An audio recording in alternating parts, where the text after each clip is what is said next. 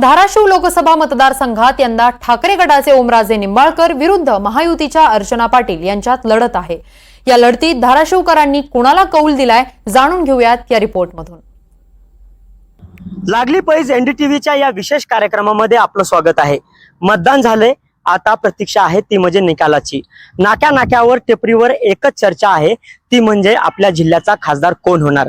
अशीच चर्चा पत्रकारांमध्ये सुद्धा आहे। आपल्या सोबत काही पत्रकार आहेत, आपण त्यांच्याशी बोलणार आहोत। काय सांगाल, जिल्ह्यात निवडणूक झाली आहे, निवडून कोण येणार काय वाटतंय? स्पष्टपणे सांगता येत नाही। बर, काय वाटतंय कोण निवडून येईल? कसं आहे की वरवर पाहता ओमराजेंचं जरी चित्र दिसत असलं तरी अंडर करंट सांगता येत नाही। बर, त्यामुळे ही निवडणूक अटीतटीची झालेली आहे। काय वाटतंय कोण निवडून येईल? जर एकंदर आपण वातावरण जर पाहिलं तर असं मला वाटतंय, म्हणजे त्या निवडणुकी दिवशी मी स्वतः फिरलेलो आहे। बर, आणि लोकांचे काही मतांतर घेतलेले आहेत, त्याप्रमाणे मला तर वाटतं ओमराजे निंबाळकर निवडून येतील।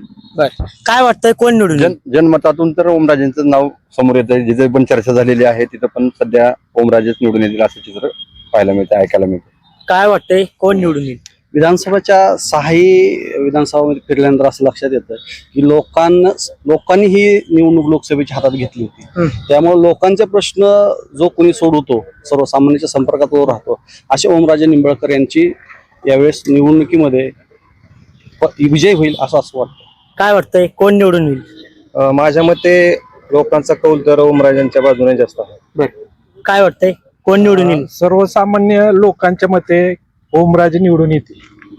काय वाटतंय, निवडणूक झाली आहे, निवडून कोण येईल?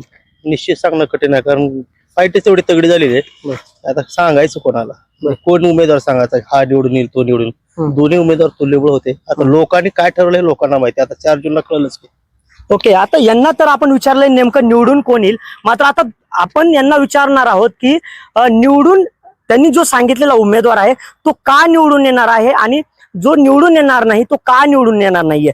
काय सांगाल? आपण सांगितलंय की काही सांगता येत नाहीये, का असं वाटतंय आपल्याला? एकतर उस्मानाबाद लोकसभा मतदारसंघात मतांचा टक्का मागच्या निवडणुकीच्या तुलनेमध्ये वाढलेला आहे। आणि दुसरी गोष्ट, यावेळी इथले विद्यमान खासदार ओमप्रकाश राजे निंबाळकर त्यांना उमेदवारी लवकर जाहीर झाल्यामुळं प्रचाराला वेळ जास्त मिळाला आणि महायुतीची उमेदवारी तुलनेनं थोडीशी उशिरा जाहीर झाली। कसं आहे की मागच्या 2019च्या निवडणुकीचा जर आपण अंदाज घेतला किंवा वातावरण बघितलं तर वरवर पाहता आपल्याला असं लक्षात येतं की राष्ट्रवादी काँग्रेसचे त्यावेळेसचे उमेदवार राणा जगजितसिंह पाटील निवडून येतील। परंतु मोदींचा जो इफेक्ट होता, जो मतदारांवरचा प्रभाव होता, तो निवडणुकीच्या निकालानंतर आपल्याला लक्षात आला। वरवर पाहता चित्र आजही तसंच आहे। आज असं वाटतं की ओमराजे निंबाळकरांचं पारडं जे आहे ते जड वाटतं, लोकांमध्ये चर्चा तशी दिसते, परंतु अंडर करंट आता आपण सांगू शकत नाही। नाही, जर एकंदर लोकांचे विचार किंवा लोकांतील भावना जर आपण पाहिली तर महागाई म्हणा किंवा शेतीमालाला भाव नाही, यामुळे लोकांच्या मनात एक चीड आहे। जर मुद्दा बघितला तर मराठा आरक्षणाचा मुद्दा पण याच्यामध्ये गाजला गेला की जे ओबीसीचे 79 घटक या लोकसभा मतदारसंघात होते, त्यांनी पण जो बीजेपी वरचे आरक्षणाचा मुद्दा मराठा आरक्षणाचा असेल, या दोन्ही गटाचा फायदा त्यांच्यापाशी जे काही लोकसभा मतदारसंघाचा जो उस्मानाचा व्यापक जो गावाचा दौरा आहे तो मतदारापर्यंत अटॅच होणं, हे कुठेतरी महायुतीच्या उमेदवार तिथे कमी पडलेले आहेत। काय झालं, पहिला आणि दुसरा जो टप्पा झाला, पहिल्या आणि दुसऱ्या टप्प्यामध्ये विकासाचे मुद्दे दिसत होते। मोदी साहेब सांगत होते की हे केलं, ह्या गोष्टी केल्या, त्या गोष्टी केल्या, त्याचा फायदा होता। पण तिसऱ्या टप्प्यानंतर डायरेक्ट मुद्दा जो आला हिंदू मुस्लिमावर आला आणि त्यानंतर संविधानाच्या अनुषंगानं जे काही लूज वक्तव्य भाजपाच्या नेत्यांनी केले होते त्याचा प्रचंड मोठा तोटा हा बीजेपीला किंवा महायुतीला बसणार आहे।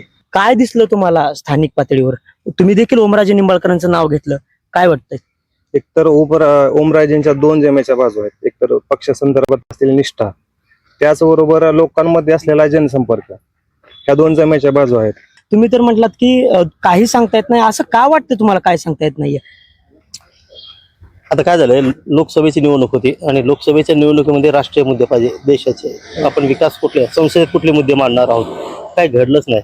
महाविकास आघाडीचे उमेदवार जे आहेत ओमराजे निंबाळकर यांनी व्यक्तिगत मुद्दे उपस्थित केले आणि त्यांनी जे काय फोन घेतात किंवा बाकीचे जे काही लोकांसाठी काही कामं केलेत किंवा जनसंपर्क असेल, यांनी त्याच्यावरच भर जास्त दिलेला आहे। हे होते पत्रकार, यांनी संमिश्र अशा प्रतिक्रिया दिलेल्या आहेत. कोणी म्हटलंय ओमराजे निंबाळकर हे निवडून येतील, तर कोणी म्हटलंय अर्चना पाटील या निवडून येतील, तर काहींनी असं सांगितलंय की आत्ताच काही सांगता येणार नाही की दोघांपैकी कोण निवडून येईल.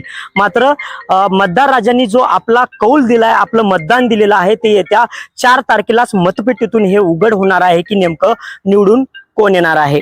अझरुद्दीन शेख, NDTV मराठी,